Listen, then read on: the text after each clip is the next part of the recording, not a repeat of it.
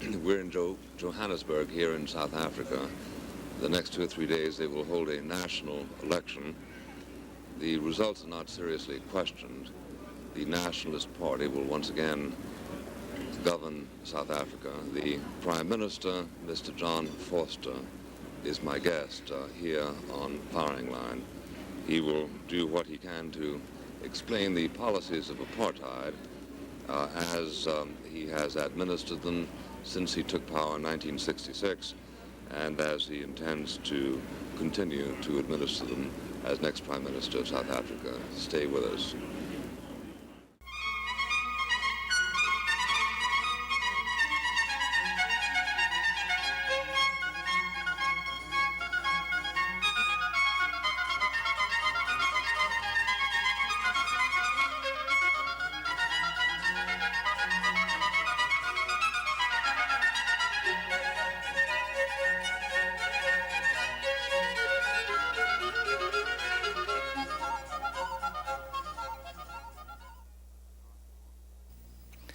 Mr. John Vorster is Prime Minister of South Africa and has been since in September 1966. A deranged assassin plunged a knife into the heart of his predecessor, Hendrik Verwoerd, the sociology professor who, although he did not found the policy of apartheid, did his best to elaborate it as the modus operandi for South Africa. John Vorster had been Minister of Justice before his accession, and it was widely supposed that he would rigorously, not to say ferociously, continue the policies of separate development, as it is called here. To the surprise of many, he proved to be not only a man of resolute will, but of unpredictable resilience, with the result that which a dozen years ago was thought to be unthinkable in South Africa is many places the rule, which is not to say that apartheid has been in any substantial sense abandoned. Mr. Vorster's political party, the Nationalists, are expected to repeat their periodic victory at the polls a few days from now, and they are running on the usual ticket. Balthazar Johannes Vorster was born the 13th child of an Afrikaner sheep farmer in 1915. He went to the University of Stellenbosch and got a law degree. During the war, he was interned for anti-British sentiments. After the war, he practiced law and ran for Parliament, finally achieving election in 1953. He was a strong backer of Prime Minister Sturgeon, and then of his old sociology teacher, Mr. Verwoerd, who made him Minister of Justice. I should like to begin by asking the Prime Minister whether, as almost every account of his background in America and elsewhere notes, he was in fact, during the war, pro-Nazi. No, I can definitely say that it wasn't a question of being pro-Nazi. As a matter of fact, the official reasons for my internment didn't even mention it. It was stated that I was anti-British, and that in my own country. So that, in fact, to deduce from that you were pro-Nazi would be as incorrect as to deduce that we were pro-communist because we were on the side of Stalin. Quite. So there's no aspect of the National Socialist ideology that has ever appealed to you? No, not even my worst enemies at the time could accuse me of being that. I was pro-Afrikaans. Right. And your feeling was that participation in that war did not inure to the benefit of the Afrikaans? I believed, as the late General Herzog believed, as the late Dr. Malan and all the other leaders of the National Party believed, and as you initially believed, in neutrality in that war. The neutrality that you backed then differs, does it not, from your policies today, in which you do feel a solidarity with the anti-communist states? As far as we are concerned, we feel that we are part and parcel of the free world, or the Western world, call it what you will. So that you would be willing, if the circumstances should ever require it, to participate in a joint effort? If, in the event of a communist war as against the free world, we are called upon to do our share, we will certainly do it. Now, your mention of the word, the term free world, brings up, of course, the indictment of South Africa as it is most generally ventilated in America and the United Nations, in other parts of the, quote, free world. What they say, of course, is that there is no substantial freedom in South Africa unless it happens that your skin is white. Now, the doctrine of separate development is not, I think, widely understood in America, and I wonder if you could briefly sketch how it is that you consider it to be compatible with general freedom. Yes, I take it what you do mean, in fact, maybe you were too polite to say it, that it is said that we are in fact a police state. It's certainly said, certainly, yeah. If that is the case, then it's the only police state that I know of where you must do your level best to keep people out. Because as it happens at the moment, we have thousands and thousands of illegal black immigrants in this country, and we can't get them out, and they come in if given half a chance. Well, and again, as far as the police state story is concerned, you've been in this country before, I think, and you are here now, and you need just to read our newspapers to see that there is more criticism of the government in this country than probably in any comparable country.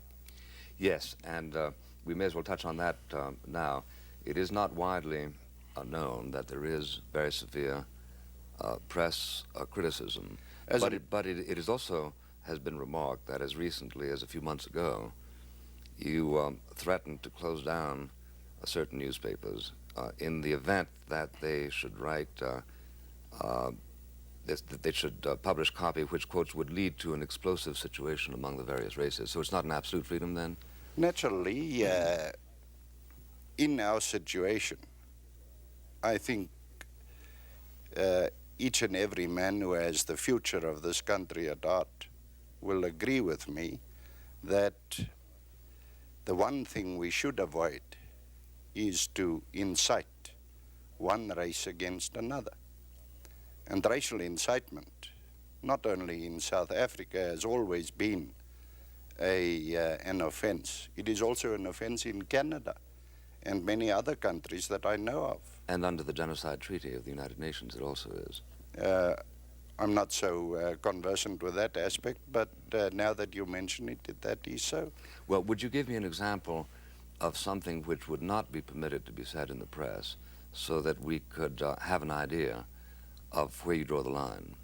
No, if one race is incited to act violently, to put it mildly, against another race, then certainly the government of the day must be entitled to take steps against it. Well, suppose we reason a posteriori and ask you this. Have you in fact closed down any newspapers? No. So therefore this is simply a directive of sorts. No, it was a timely warning. A timely warning. But, and whilst on the subject of newspapers, again, may I just remind you that it so happens that for each one newspaper supporting the cause of my government and my party, there are at least 10 who are violently against my party and its policies. But not so violently as to cause an explosive situation? Not at this stage, but I must watch the future. Yes. Well, now, you're saying that, you cannot justifiably call a state a police state into which people immigrate. Doesn't, of course... And where you have free elections, as we have periodic free elections. For white people? For white people, and elections for the other peoples in their own countries. Well, now, the policy of separate development, as I understand it, has at this point evolved, roughly speaking, as follows, that about 14% of South Africa is reserved for the Bantustans. It's not a question of being reserved for them. That is where the mistake is made all along the line. To interpret this situation, you must know something of the history. Yes, I wish you'd tell us something about this country and its people. It so happens that more or less, for all practical purposes, the time that the whites moved up from the Cape, the blacks moved down from the middle of Africa, and they settled certain portions of what is now the Republic of South Africa. The Xhosas settled the Transkei, the Zulus settled portions of Natal, the Tswanas settled portions of Western Transvaal, the Sothos settled portions of Northern Transvaal, the Vendas settled another portion of Northern Transvaal, and so I can go on. And they claimed certain land which to this day they still possess. So it wasn't a question that it was reserved for them. They settled that land and they've got it to this very day. But apart from that, and the whites settled the rest. But apart from the land that they initially settled, and which today is still their land, in 1936, the then United Party, under the leadership of General Herzog as Prime Minister and General Smuts as Deputy Prime Minister, they passed a law that saying that in addition to that land which the black peoples originally settled, the whites at their expense should add 7.25 million morgen of land. And that land is still being bought up today. As a matter of fact, about a little over 6 million morgen of the 7.25 has already been bought, and we are now buying up the last remaining 1.25 million of morgen of land. So your point is that historically, that land which is theirs continues to be theirs. Continues to be theirs, and we didn't put them there and say to them, look, that is where you must live. They settled that land, and they picked that land, and let me say so, from an agricultural point of view and from a rainfall point of view, it is the best land in South Africa. Mm-hmm. Well, but it is true that I think the figure is 2 million people have actually been moved, correct, during the past 15 years, told to go other than where they would like to be. No, it's not only black people that have been moved. Whites are being moved as well. I've just tried to explain to you that whites have to evacuate no less than 7.25 million morgen of land. And blacks are put on that land. Well, essentially... Well-developed farms and well-developed land.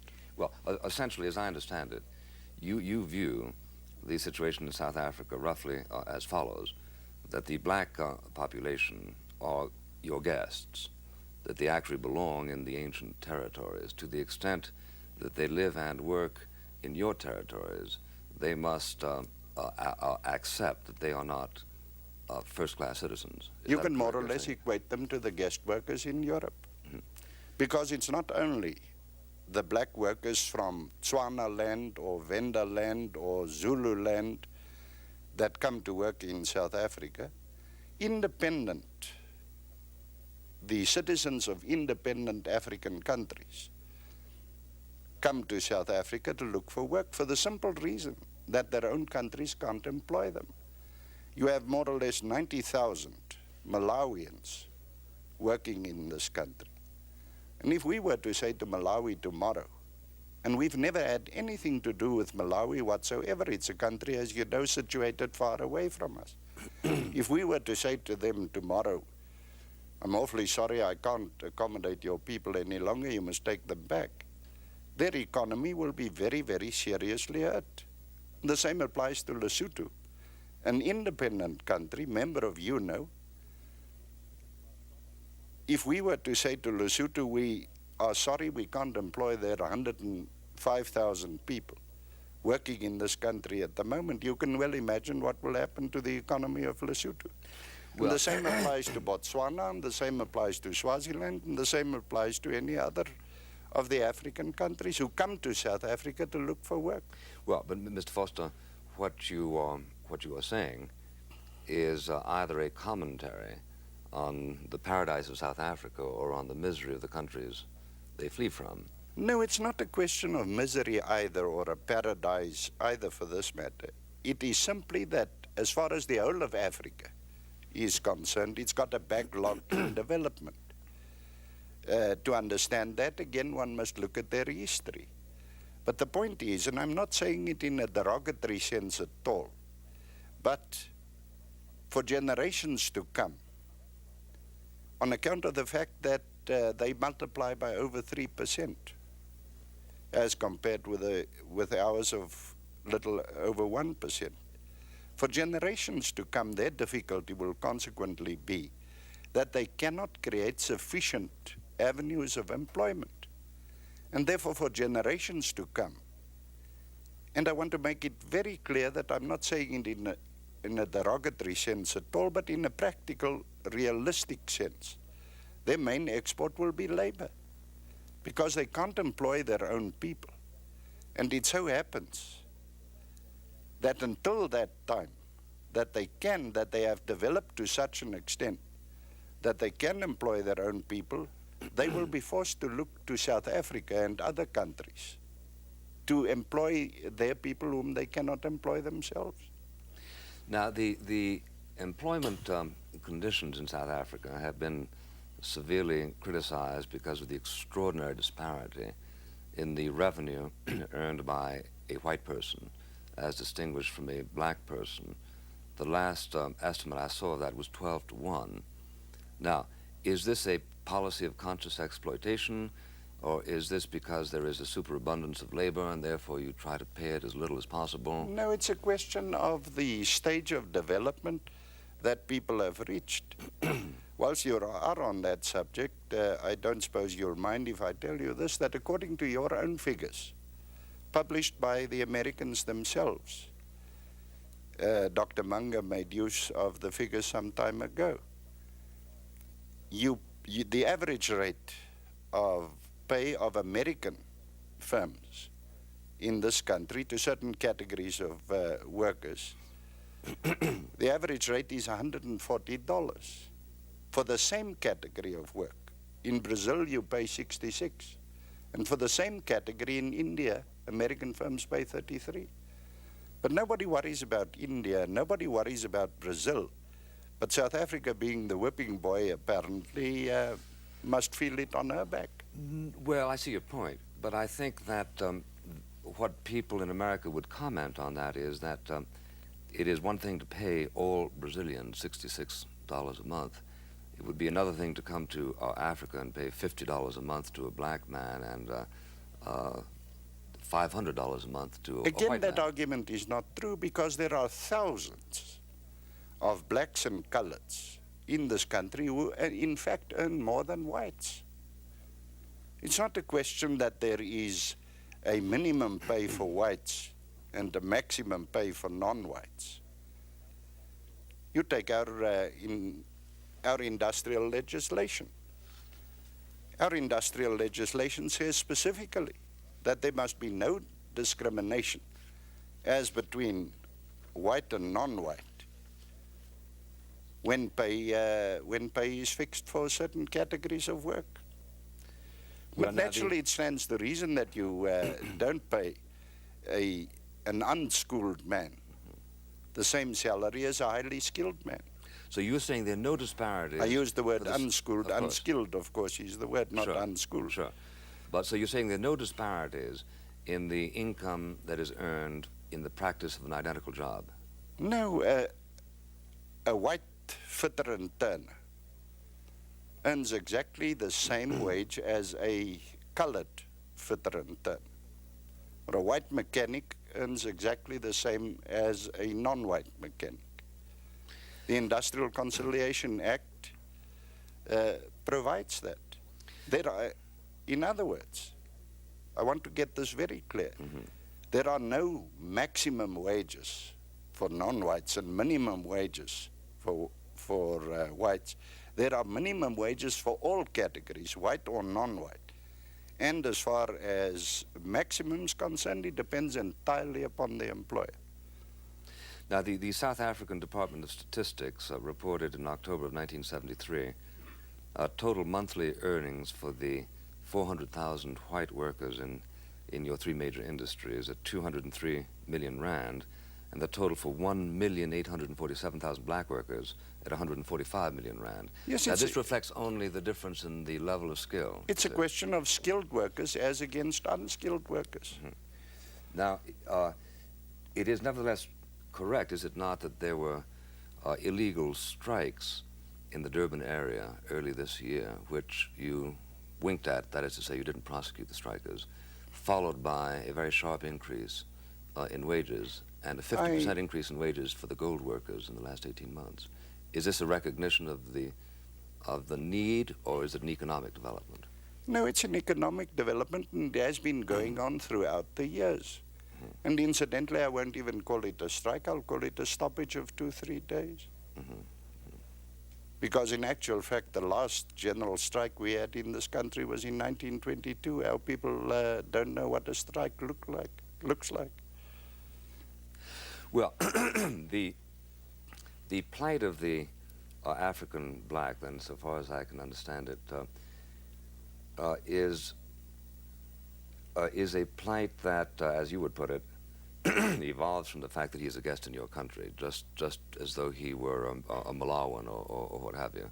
And under the circumstances, he is bound to follow rules that are made for a white society. Now, when you talk about the Industrial Reconciliation Act, is that something that replaced the Job Reservation Act?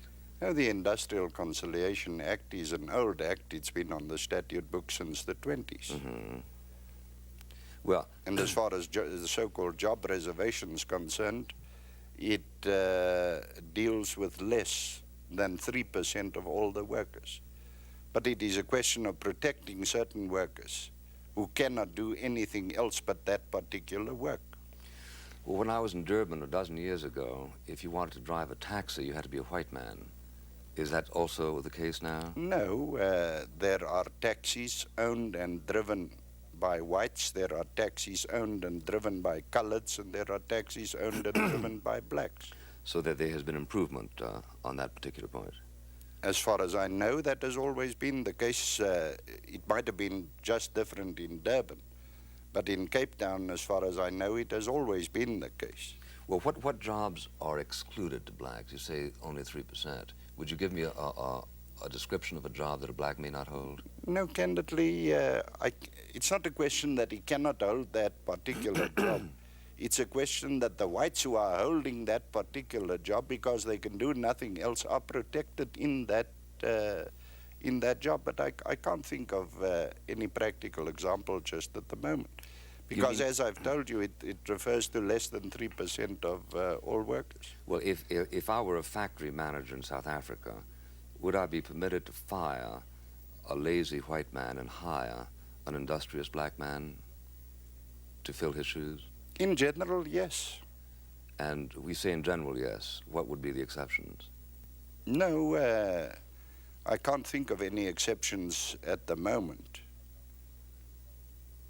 Well, in discussing, before we move on to a couple of other matters, in discussing the business of the police state, what seems especially offensive in, for instance, America, is your right to quote, ban. Now, as I understand it, ban is a word that is used here for putting somebody in house arrest, forbidding him from any kind of communication with other banned people, forbidding him from publishing any of his works. This was recently done to a dozen student leaders, black and white. Is that correct? I know you were once the victim of that kind of treatment, but I know also that it was resented then in your behalf, and presumably is resented now in behalf of the students. No, in 1950, the Anti-Communist Act was passed, and if a man, in terms of that act, is found to work and speak in favor of communism, then the Minister of Justice, after having received a report from judicial officers specified in that act, can place certain restrictions on the movement of such a person, can prohibit him from addressing meetings, and if he is prohibited from addressing meetings. Whatever he says cannot be published by newspapers. And is there a judicial appeal against that finding? He has an appeal to the minister, but then if he feels that he has a case, he can go to the Supreme Court, as people have often gone. And what would he plead? A factual or juridical case? He will, if his case is that... all he has to prove is that he's not a communist, that's all? If he can prove that he's not a communist and therefore that the minister has acted against him mala fide, then naturally the Supreme Court has the right to set aside the... Has it ever happened? I don't know of a single instance where the Supreme Court has found that the action of the minister was mala fide. Wouldn't that suggest that you have a highly tame Supreme Court, or simply a very high level of accuracy? No, I think the last accusation that any man can make against South Africa is that we have a tame Supreme Court, for the simple reason that our courts have a reputation that they will give judgment according to their conscience at all times. And what is more, people in this country, the judges, are not appointed because they belong to a certain political party or to the political party of the government. As a matter of fact, in my time as Minister of Justice, I appointed probably far more judges who belonged to the opposition party than to my own party. Well, but the Supreme Court has only that authority which is vested in it by the Parliament, which you dominate, correct? Naturally, there is no Bill of Rights. The Supreme Court must interpret the law. Yeah, but there and is that is the only legal system that I think that works in public. Well, we've got a different one in America. We have a constitution that you can appeal to. I don't think we must get involved in an argument about your legal system and ours. No, I don't want to. Because I think you'll get off second best. Well, that's conceivable. Be that as it may, this likely, isn't the purpose of our interview. No, sure. But what I'm saying is this. If the Parliament says we vest in the Prime Minister the exclusive right in his own sole judgment, or in the Minister of Justice, to decide that a particular person is a, quote, communist and under the circumstances not entitled to civil rights, then there's nothing the Supreme Court can do about it. If you have the exclusive right, unless it is shown that you were bribed into exercising that petulantly or without reference to the factual situation, what can the Supreme Court do to help this person? No, but surely if a man acted in such a way that no one in his sound and sober senses can say that he has been furthering the aims and objects of communism, it's the easiest thing in the world to prove that there must be mala fides on the part of the minister. Well, it may be easy, but it's never been done.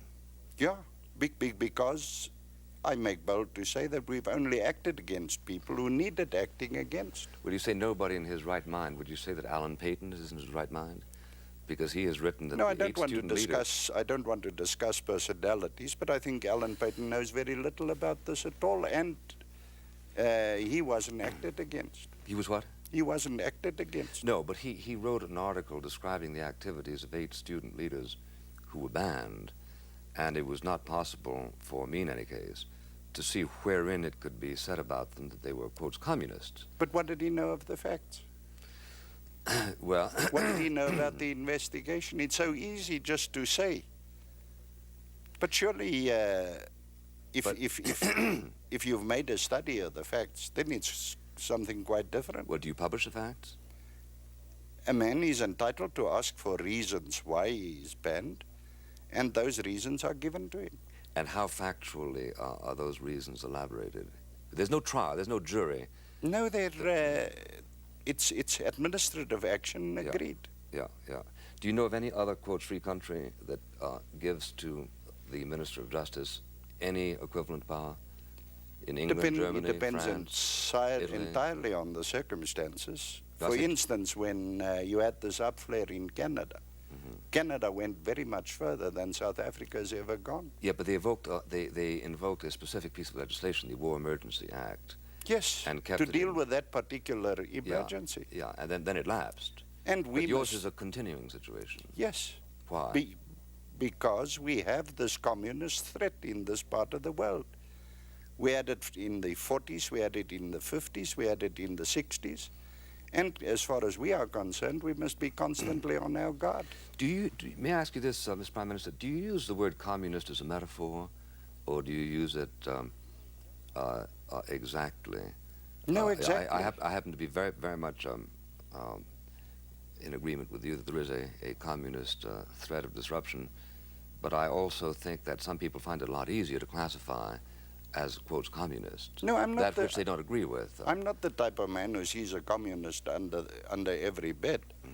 But what I do know, because I was Minister of Justice since 1961, that an attempt was in fact made by the communists to overthrow this government by sabotage and violence.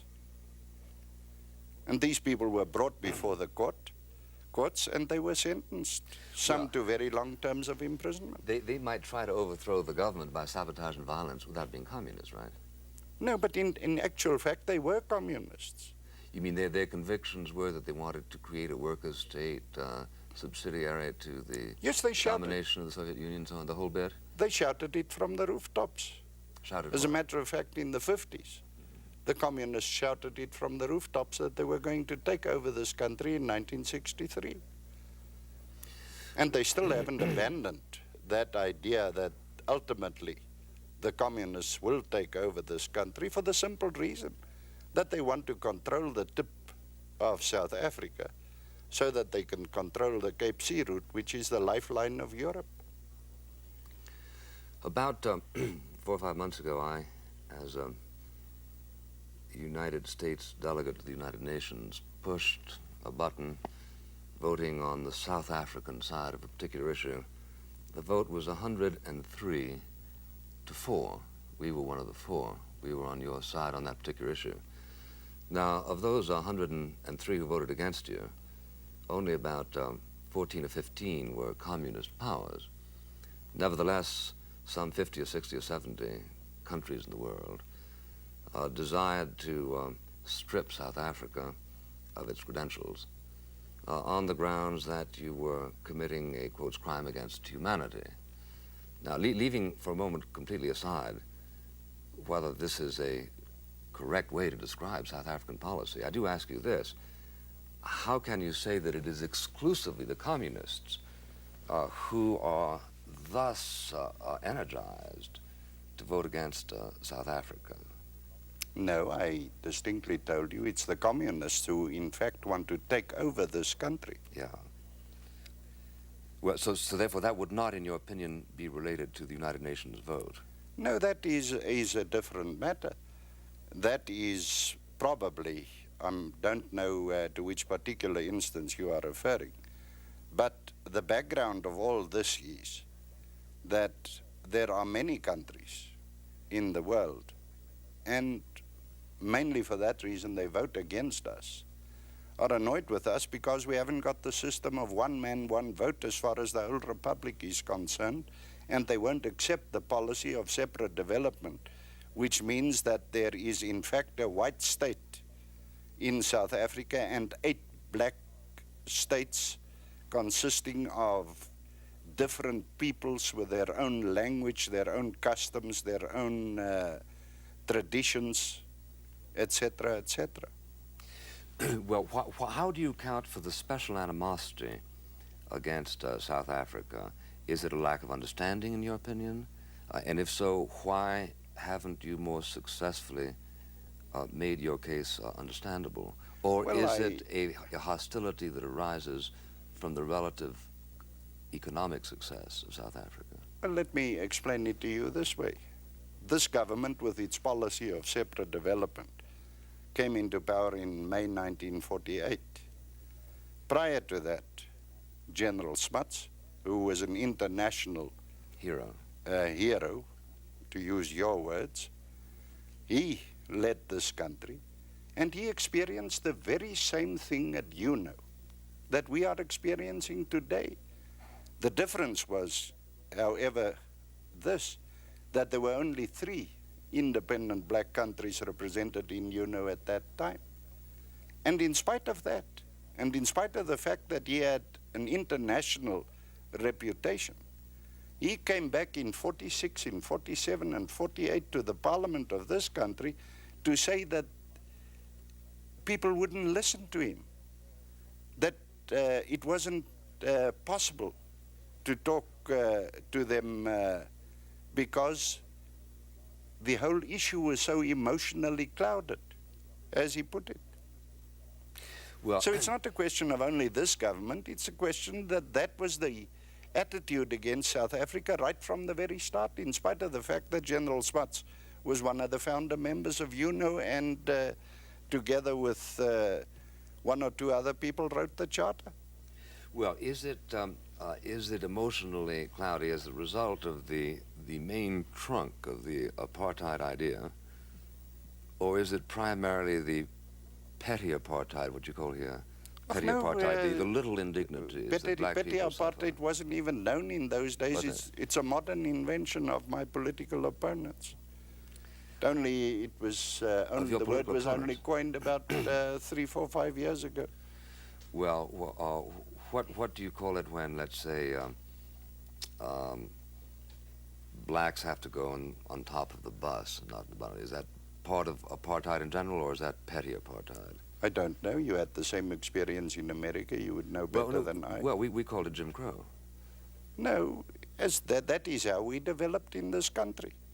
It was customary to do it that way in South Africa. Well, I'm asking you whether you think it's intrinsic to the idea of apartheid or whether it's expendable. For instance, here in Johannesburg, very recently, they all of a sudden decided that black and white people could sit in the same park bench. Now, that's all of, 3 weeks old, that decision. Now, that's what I would call petty apartheid, unless you say that the whole trunk of the apartheid thing is fragmenting as a result of that dispensation. No, the whole basis of the policy of separate development is to avoid wherever you can friction. Friction as between the various races. Because a country situated as South Africa is concerned, must at all times, if it wants to develop properly and have stable government and good order and peace, must go out of its way to avoid friction as much as possible. And where it creates friction, then you keep people apart. Where it doesn't create friction, then you don't do so. And this is an empirical question, is it? Yes. In other words, you wait X number of years, and if white black people don't start fighting in the park, then you allow them to associate. No, I've said time and again, and I'm on record as saying on the 14th of September 1966, when I first took over, the basis of the policy of separate development is not that I'm better than the other man. I didn't say that. No, I say what I said. Mm-hmm. I said the basis is not that I think that I'm better. The basis is that there is a difference. And unfortunately, not only in South Africa, but the world over, where different peoples meet, you have friction. And as we see it, and as we develop, we do our level best to avoid friction. So, so that what we call a petty apartheid here is your way of coping with potential friction. With potential friction, that is the only basis of it. Well, now suppose you have black man A and white man B saying that it is, as far as they're concerned, far more provocative to keep them apart than to permit them, for instance, to lunch together at a restaurant. Why is it that your judgment as regards friction is superior to theirs? No, because it's my duty to maintain law and order. Yes, but I'm asking you to explain a law that seeks to act in behalf of two individual human beings respecting a matter over which they are sovereign, namely their feeling for each other. No, but as I've tried to explain to you, and I think we'll go round and round in circles, you can take it right from the school stage. Blacks have their own schools. Coloreds have their own schools. Indians have their own schools. Whites have their own schools. That is how we develop. We don't even put an Indian and a colored child in the same school as a black child. And from there you can you can argue the whole thing out. And you find in practice the moment that you put Indian and black children in the same school, you have friction leading ultimately to violence. And the same will apply if you put white children and black children in the same school. You're suggesting that there are no successful multiracial societies, but that isn't true. I have nothing to do with multiracial societies elsewhere. I must deal with the situation in South Africa as a realist as I find it. But you're speaking in universals. You say there will be friction. Do you mean there will be friction in the South African context? Yes. But you don't mean other places, parts of the world? Let us be honest. Those who say that there aren't friction in other parts of the world, well, they're just talking nonsense. Because you and I know that there are, in fact, friction. Well, sure. There's, I think probably racial animosities are temperamentally the most You have a handful obsessive. of black people in Britain and you have friction there. You have 10% black people in America. And in spite of the fact that they are Americans, and we'd have a hell of a lot more friction if we had apartheid. That I don't know, and I don't want to criticize your way of life at all. Yeah, all I am saying is that in spite of the fact that you have a minority of blacks, you have friction. In our case, Well, we have to deal with a majority of blacks. yeah, well, there's friction in all free societies. Correct. In Mozambique, which is not very far from here, there is no apartheid, and there's no obvious friction that I can see. Whites and blacks go to schools together and buses together and so on. Same Yes, hospital, up same to restaurant. a certain point, because there are very, very few whites there, in fact. Well, getting back to the United Nations, are you concerned, Mr. Foster, are you concerned that perhaps at the next session of the General Assembly, they will not only dispute the credentials of your ambassador, but will also refuse to permit him to vote? I don't want to discuss that at this stage. We will deal with that situation if and when it arises. And I am on record as saying how we will deal You're with that on record as saying situation. that the United Nations is a comedy. And I see your point. But Yeah. in other words, you don't want to discuss contingent arrangements No. in the United Nations. Well, let me ask you this, referring not to the future of the United Nations, but to the past of the United Nations. When Mr. Mueller rises to speak in the General Assembly in an effort to explain what is going on here, and two-thirds of the chamber rises and leaves, do you deduce from this that the United Nations is not a forum that is serving the purpose for which it was intended, namely that people should listen to each other? No, I think the AOU caucus dominates United Nations for that purpose. That's the African Unity Caucus. Yes. And that under the circumstances, the United Nations is more or less their creature at this point. On this point, certainly. Yeah. Well, the mounting offensive against Southwest Africa seems to be reaching some sort of a crisis. Would you give the position of South Africa on the finding of the World Court having to do with whether or not you justifiably administer the affairs of Southwest Africa?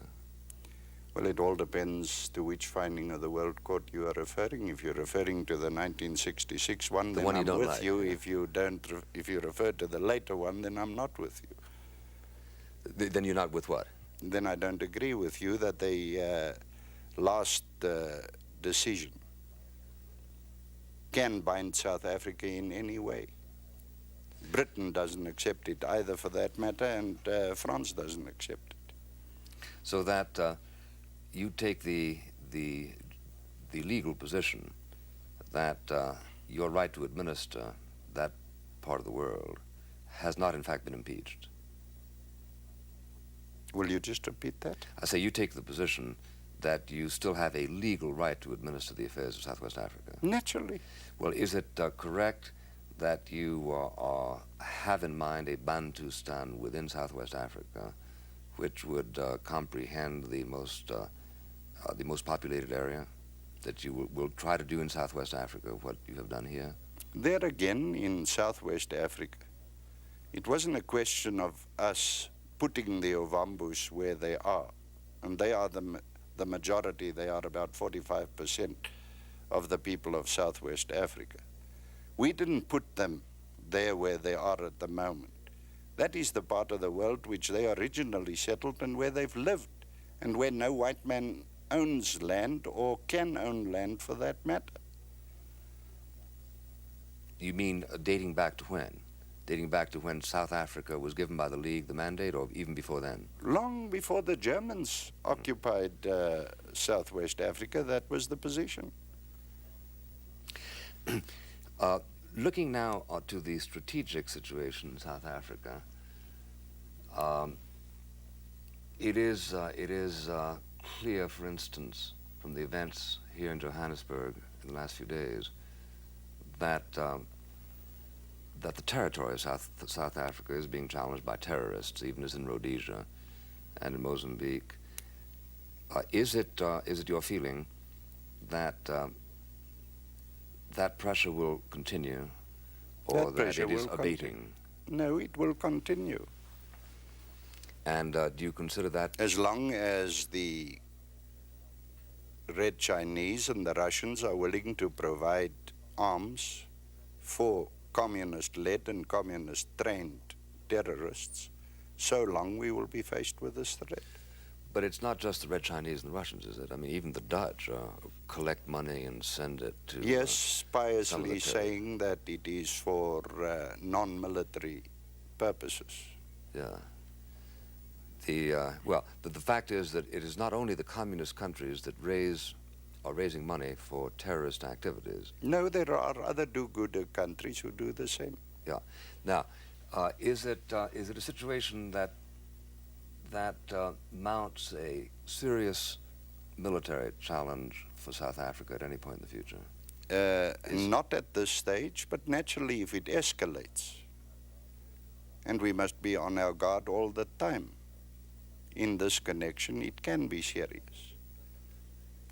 But at this stage, it is initially a threat to Rhodesia, it's a threat to Angola, and it's a threat to Mozambique. Under what circumstances, if any, would you feel that you needed to render assistance to Rhodesia? We have stated all along, and I'm on record as saying that as far as we are concerned, terrorism is such a scourge that we will come to the aid of any government who requests our help in this regard. Has Rhodesia requested your help? Our police are there on the Rhodesian borders, have been there for years and years. Well, on the southern border or the northern border? No, on the Rhodesian side. On the Rhodesian side. Mm-hmm. Because the Rhodesians have never crossed the border into Zambia or any other country. They are just guarding their borders as they are entitled to. And we are helping them in that regard.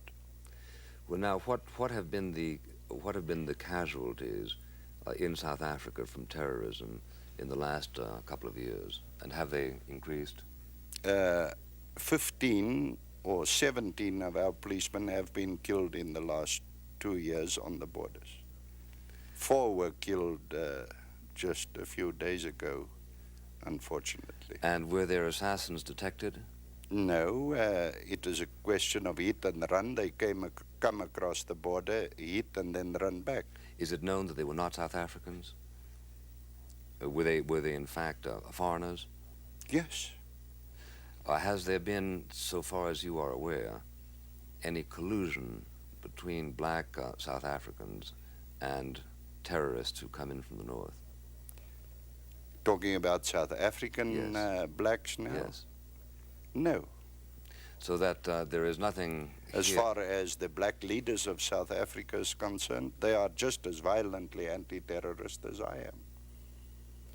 Well, how many people have you had during your administration as Prime Minister to exile or ban for political activity? No, good heavens, I'm not a walking encyclopedia to Approximately. remember that. I mean, is it in the hundreds or the dozens or the thousands? No, as you very well know, I was Minister of Justice up to 1966, and I can't remember back to those days. I'll mislead you if I give you any figure. They were not. Are the figures public they- or are they concealed? No, you can find that. It's published it has to be published in the Government Gazette. And what are the classifications for dealing with politically intolerable people? Do you have the authority to exile them Exile them where? wherever they would be accepted? No, I have no authority to send people outside the country if they were born here. And so therefore, the only penalty that is If available they is this. leave this country, they leave the country of their own free will, but I can't force them to leave. So that is not one of your No, sanctions. we've never forced anybody, and we haven't got the power to force them out. And we've never asked for that power because, in any event, if the country on the other side isn't willing to accept the man, what is the use of having such power? Well, presumably that's not a problem. I mean, if you find a country that is willing to accept somebody who is exiled, then that settles the problem of where he Yeah, will no, live. but we haven't got that power, not and that- we've never yeah, asked for yeah, it. Yeah. Now, has there been, as these pressures mount from these terrorists, has there been a corresponding increase in politically intolerable activity in South Africa? No, I don't. There's no liaison that you I can don't see. think at this stage. Naturally, there are those people inside the country who have said to themselves in the past that as the threat from outside mounts, so our activity must increase in the country. But it hasn't happened. To a certain limited extent, yes, but I'm not prepared to put it higher than that at this stage. But it is a thing about which you must be on your guard at all times. Yeah. We have only a few minutes left, Mr. Forster. I'd like to ask your views on a historical question. Most of the rhetoric that one hears in the United Nations is really almost is Wilsonian in origin: democracy, self-rule, and so on. It is, however, the experience in most countries in Africa that having achieved, quote, self-rule, they do not go on from there to parliamentary democracy. Is it your judgment that this is an African phenomenon, or is it your judgment that it is a Wilsonian heresy that transcends the aches and pains of the 20th century? No, I think it's a mistake to transplant Westminster democracy to Africa. The whole concept is foreign to Africa. Therefore, you think that the kind of governments that prevail in Africa are culturally natural, Yes. and under the circumstances, you would not be sympathetic with dissidents in an African country who call, say, for an increase in parliamentary democracy. I don't think you will ever, in the rest of Africa, have parliamentary democracy in the sense that you have it in South Africa, Britain, or America. And the reason is what? I think it's inherent in their system. When you say their system, you have in mind what? The tribal allegiances, Yes. that kind of thing? Mm. The fact that they didn't have elections in the tribes makes it unlikely that they should think of In elections. Africa, in black Africa, you don't brook opposition. And consequently, you don't give the opposition party the chance to become the reigning party unless he does so by force. Well, if isn't it, however, true that the expression of the members of a tribe has a way of making itself felt on the determinations of the chief? Yes. They hold kotlas and they hold their indabas, and then they come to a decision. Which is binding. Which is binding, yes.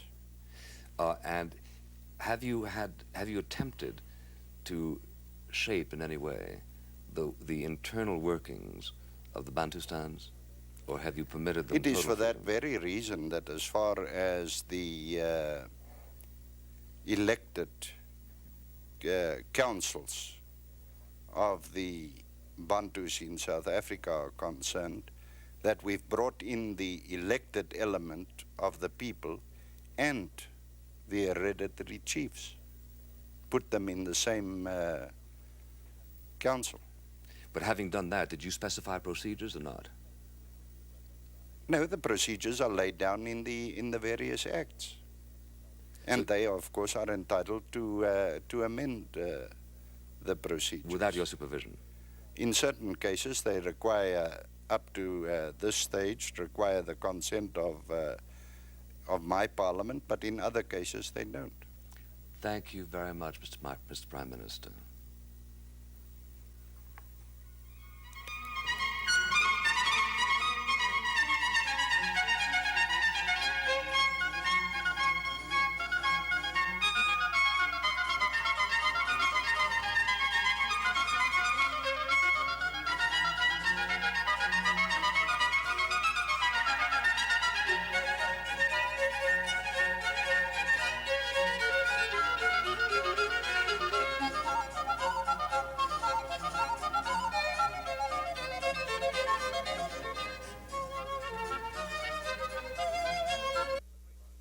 Next week, Mr. Buckley will be in Salisbury for an exchange of ideas with Ian Smith, Prime Minister of Rhodesia. For a printed bound copy of this program, send 25 cents in coin to Firing Line, Post Office Box 5966, Columbia, South Carolina 29250. That's 25 cents to Firing Line, Post Office Box 5966, Columbia, South Carolina 29250. This program was made possible by a grant from the Corporation for Public Broadcasting.